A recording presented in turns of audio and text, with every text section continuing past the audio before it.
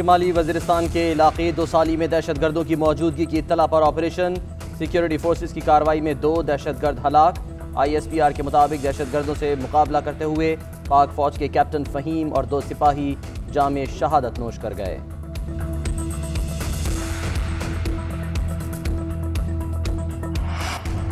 बलोचिस्तान के इलाके शोब में अफगानिस्तान से दहशतगर्दों का हमला। सरहद पार से दहशतगर्दों की फायरिंग से FC के 4 जवान शहीद और 6 जख्मी। ISPR के मुताबिक शहीद FC एहलकारों में हवालदार नूर जमान, सिपाही शकील अब्बास, सिपाही एहसानुल्लाह और नाइक सुल्तान शामिल। FC जवान पाक अफगान सरहद पर बाड़ लगाने में मसरूफ थे।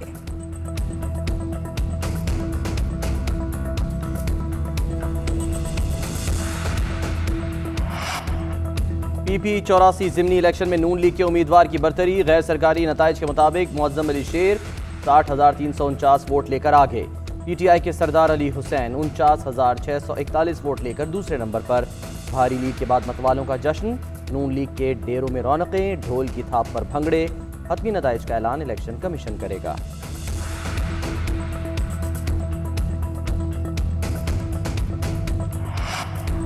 NA 249 का नतीजा बदलेगा या जियालों की जीत पर मोहर लगेगी। इलेक्शन कमीशन आज वोटों की दोबारा गिनती करेगा। तमाम पार्टियों के नुमाइंदों को RO ऑफिस पहुंचने की हिदायत। कारकुनों में मुमकिना गड़बड़ से निपटने के लिए रेंजर्स भी तैनात।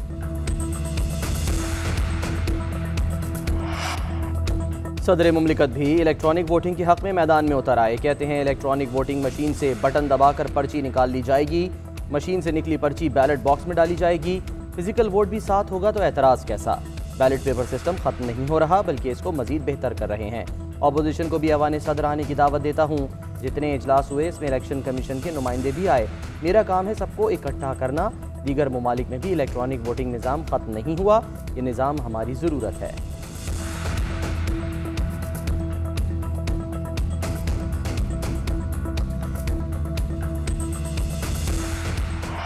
चांद रात में खरीदारी, ना ईद पर सैर सपाटे। पंजाब और KP हुकूमत ने मुकम्मल लॉकडाउन का फैसला कर लिया।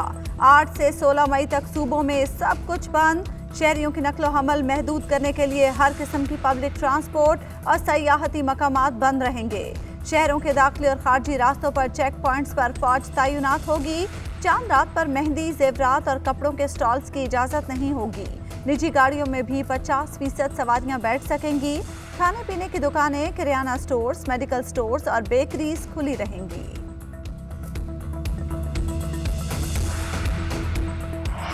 चांद देखने वाले वजीर ने SOPs देखने वाला मीटर निकाल लिया। पता नहीं कैसे बटन दबाने से SOPs फॉलो होने का पता चल जाता है।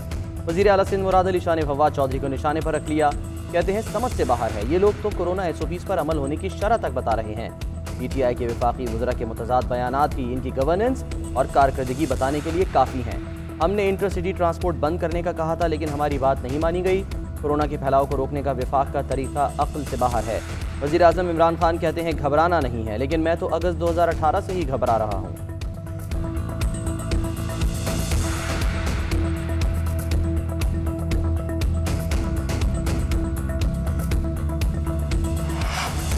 कोरोना के खिलाफ इकदामात नाकाफी। चीफ जस्टिस सिंध हुकूमत की रिपोर्ट पर बरहम। असखुद नोटिस केस की समाअत के दौरान अदालत ने सिंध की रिपोर्ट गैर तसल्ली बख्श करार दे दी। चीफ जस्टिस ने रिमार्क्स दिए, जितने पैसे खर्च करने का बताया गया उतने में सिंध पेरिस बन जाता। चेयरमैन NDMA को मुखातिब करके कहा, आपने हाजी कैंप वाले क्वारंटीन सेंटर का दौरा किया। वहाँ पर लाखों रुपए खर्च हुए लेकिन वहाँ पानी और वॉशरूम की सहूलत नहीं। NDMA के सारे मामलात में गड़बड़ है। आप जाती हैसियत में तमाम क्वारंटीन सेंटर्स का दौरा करके रिपोर्ट पेश करें। सुप्रीम कोर्ट ने ऑक्सीजन सिलेंडर्स की कीमत मुकर्रर करने का हुक्म दे दिया। अदालत ने कहा, वजारत सनअत व पैदावार 2 दिन में ऑक्सीजन सिलेंडर्स की कीमत का तयन करे। पाकिस्तानी सफीर बताएं मुल्क में कितनी सरमायाकारी लाए। अवाम आपसे तंग है। सफीर मुलाकात के लिए दस्तयाब तक नहीं होते। क्या कर रहे हैं आप? वज़ीर आज़म ने सिटीजन पोर्टल पर शिकायत का नोटिस लेते हुए सफ़ीरों की क्लास ले ली। दुनिया भर में पाकिस्तानी सफ़ीरों से वीडियो लिंक पर खिताब। कारकर्दगी को मायूस कुन करार दे दिया। कहते हैं मुसलसल शिकायत मिल रही हैं। सऊदी सफारत खाने से मिलने वाली शिकायत पर अफसोस हुआ। सफारत खानों में पाकिस्तानी शहरियों की सहूलत के लिए कोई इंतज़ाम नहीं। माशी हालात बहुत ख़राब हैं। समंदर पार पाकिस्तानियों ने हमें दिवालिया होने से बचाया।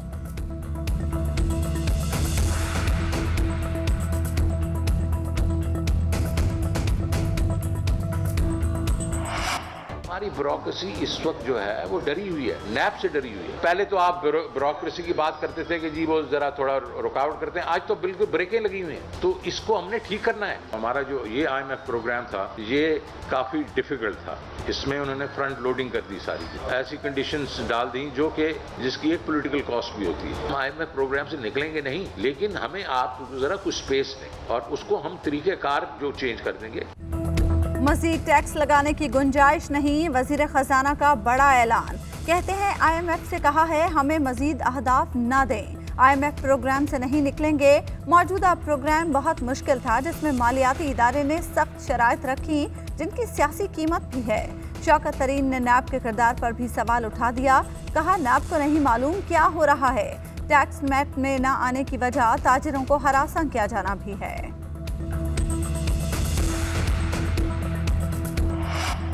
Army chief general Qamar Javed Bajwa की रियाज में Saudi chief of general staff से मुलाकात, दो तरफा दिलचस्पी के उमूर, इलाकाई सलामती और अफगान अमन अमल के हवाले से बातचीत। आर्मी चीफ ने फौजी ताउन को मजीद फ़रोग़ देने की ज़रूरत पर जोर दिया। कहते हैं पाक सऊदी अरब ताउन के खित्ते में अमन और सिक्योरिटी पर मुस्बत असरात हैं।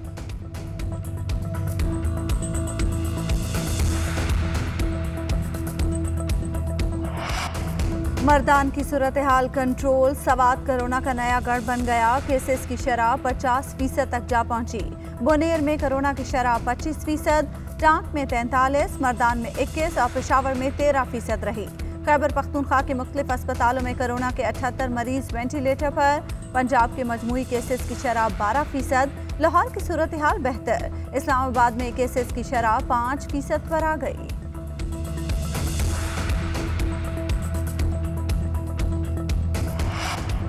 मुल्क में कोरोना के हमले जारी, गुज़श्ता 24 घंटे में मजीद 119 अफराद इंतकाल कर गए।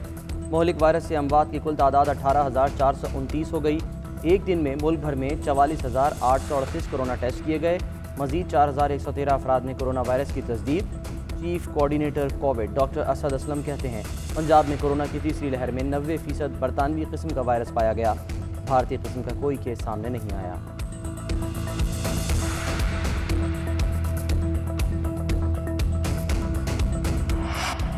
कोरोना का शिकस्त देने का मिशन, मुल्क में यौमिया वैक्सीन लगाने की तादाद 2 लाख से तजावुज कर गई। वफाकी वजीर असद उमर ने ट्वीट किया कि गुज़श्ता रोज़ 2 लाख से ज़ायद शहरियों को वैक्सीन लगाई गई।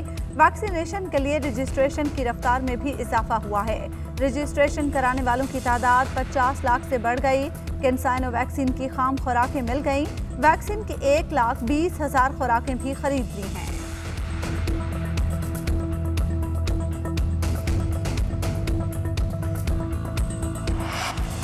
लाहौर के इलाके डिफेंस में मायरा कत्ल केस में अहम इंकशाफात सामने आ गए।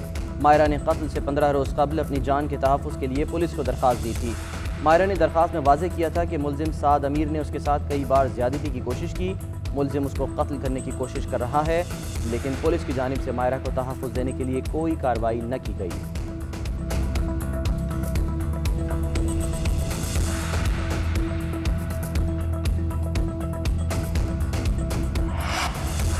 भारत में कोरोना की सूरत हाल संगीन, गुज़श्ता 24 घंटों में मजीद 3,82,000 से ज़ायद मरीज सामने आ गए।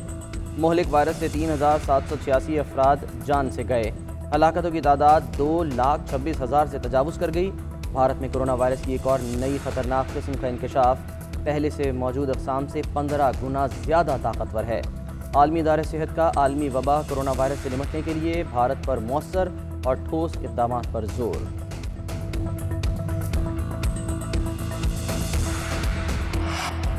भारतीय अदाकारा दीपिका पादुकोण भी कोरोना वायरस का शिकार, घर वालों का टेस्ट भी पॉजिटिव। परस्तार अफसुर्दा, जल्द सेहतयाबी के लिए सोशल मीडिया पर पैगामात के ढेर लगा दिए। उधर भारतीय कोरोना वायरस के साए G7 इजलास पर भी पड़ गए। लंदन गए भारतीय वफ्द के 2 अरकान कोरोना भी साथ ले गए, दोनों क्वारंटीन हो गए।